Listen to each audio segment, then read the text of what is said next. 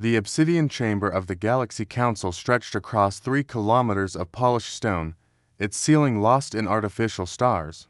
Mia Chen stood at the center of the chamber, her blue Earth diplomatic uniform a stark contrast to the iridescent robes of the assembled alien dignitaries. Behind her, Kevin Rodriguez adjusted his tactical vest, hand resting near his sidearm, a gesture that hadn't gone unnoticed by the Council's guards.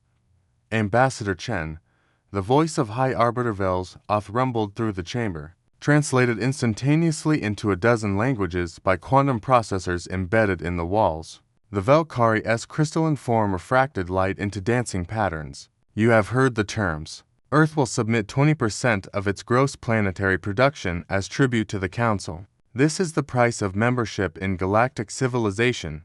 Mia's jaw tightened. 3 months of negotiations had led to this moment. 3 months of watching other species bow, scrape, and surrender their autonomy to this self-proclaimed Council of the Worthy.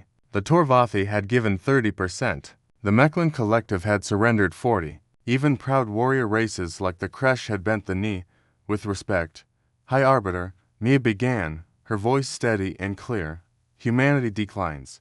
The chamber erupted. Gasps, clicks, and electromagnetic pulses of shock rippled through the assembled delegates. Kevin's hand moved fractionally closer to his weapon. The holographic displays, floating above each delegation, flickered with agitated commentary.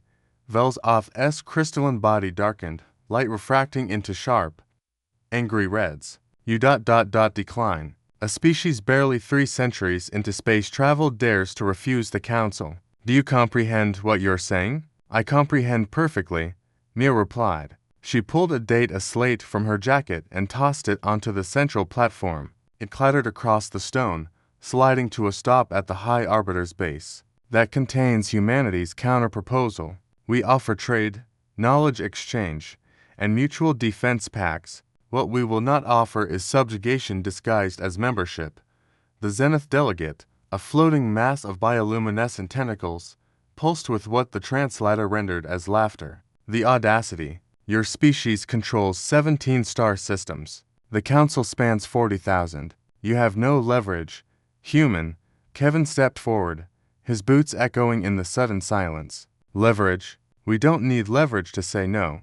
You need it to survive. What comes next? Growled Ambassador Krell of the Kresh Dominion. His scaled features twisted in what might have been concern or contempt. Species that refuse tribute are declared hostile. Trade routes close. Defense pacts dissolve. You'll be isolated. Vulnerable. We've been vulnerable before, Mia said quietly. We were vulnerable when we huddled in caves while predators hunted us in the dark. We were vulnerable when plagues swept through our cities. We were vulnerable when we split the atom and nearly destroyed ourselves. Vulnerability taught us something. Ambassador Krell, it taught us that we survive best when we stand together, not when we kneel separately. Vels Oth's form began to pulse with aggressive light patterns. Noble words. They won't shield you from the consequences. The Torvathi thought themselves mighty once. Now they pay tribute and remember their place. Then let me be clear about humanity's place, Mia said, her voice rising. She gestured toward the massive viewport dominating the eastern wall, beyond which Earth hung like a blue marble against the void. Our place is standing on our own feet. Our place is choosing our own destiny. For 4 billion years, life on that world struggled, adapted, and survived. For 200,000 years, our species crawled out of the dirt and reached for the stars. We didn't claw our way to space just to surrender our freedom to a council that mistakes age for wisdom. You're signing your civilization's death warrant, the Zenith delegate warned. Without council protection, the devourers will come for you. The hive fleets will see you as easy prey. Kevin's laugh was cold. Let them come. Humans have a saying. We'll cross that bridge when we get to it. But we'll cross it as free people, not as servants. The Kresh ambassador leaned forward, his predator's eyes gleaming. I fought against your kind once. During the border wars, 50 of my ships against 5 of yours. You know what I learned. High Arbiter. Vels Oth's light patterns shifted to questioning blues. I learned that humans don't calculate odds. Krell continued. They don't surrender when logic dictates they should. One of their damaged vessels rammed my flagship rather than accept rescue and surrender. They'd rather die free than live as prisoners. It's insane. He paused, mandibles clicking in what might have been respect. It's also why they're still here. This is your final chance.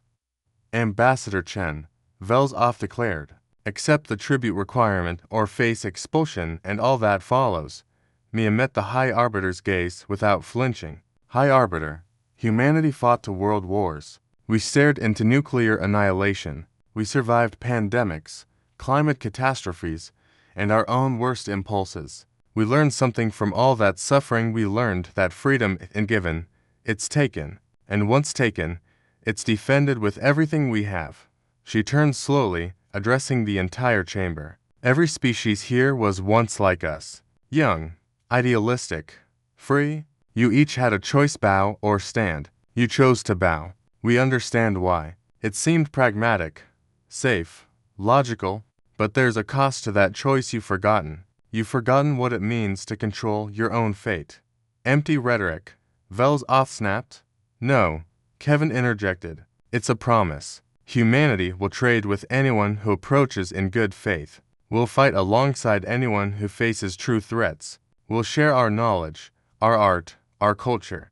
But we won't pay for the privilege of existing. We won't rent our freedom. If that makes us outcasts, then we'll be outcasts. If it makes us targets, then we'll be targets. But we'll be free targets. Mia activated her communicator. Captain Morrison, this is Ambassador Chen. Recall all Earth vessels from Council space. We're coming home. Acknowledged. Ambassador, came the reply, broadcast so the entire chamber could hear. The fleet stands ready. Earth stands ready. The High Arbiter's form blazed with furious reds and oranges. You're making the greatest mistake in your species' history. Maybe, Mia admitted, gathering her belongings, but it'll be our mistake, made by our choice. That's what you don't understand, High Arbiter. For humans, the right to make our own mistakes is worth more than all the safety you're offering.